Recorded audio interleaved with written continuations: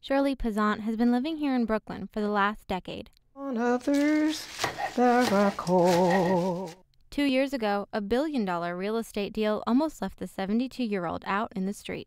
The owner that had kept this place for 30 years, that was the deal, that it would have to keep it affordable for 30 years. We knew that if he gave it up, it wouldn't stay affordable. He would turn it into condos, and this is why ACORN stepped in, and they knew all the contact people.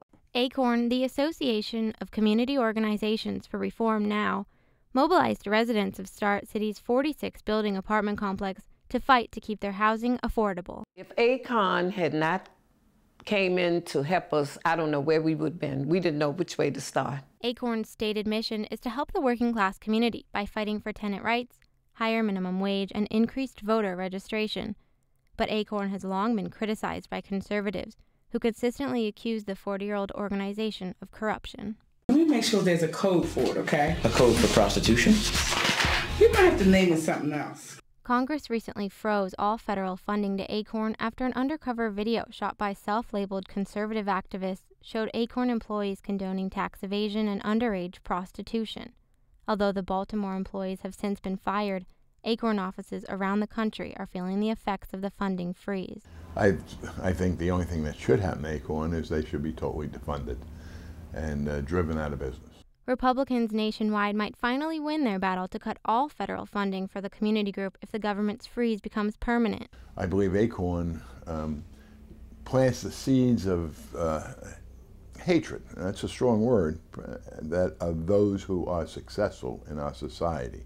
My problem is they're not entitled to preach class warfare being financed by the taxpayers. ACORN declined to discuss the loss of resources, but said they have filed a lawsuit against the U.S. government, claiming that the funding ban is unconstitutional. At no time did they ask us to say or do anything that would incriminate us or them.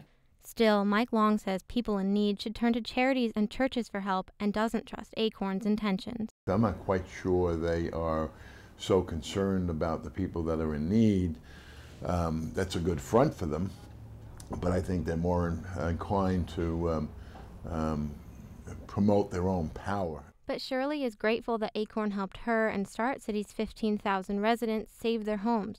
She worries that ACORN's loss of funding will leave other communities defenseless. We still need ACORN, and not only us, but millions of people right now need ACORN to get them out the same situation that they got us out of.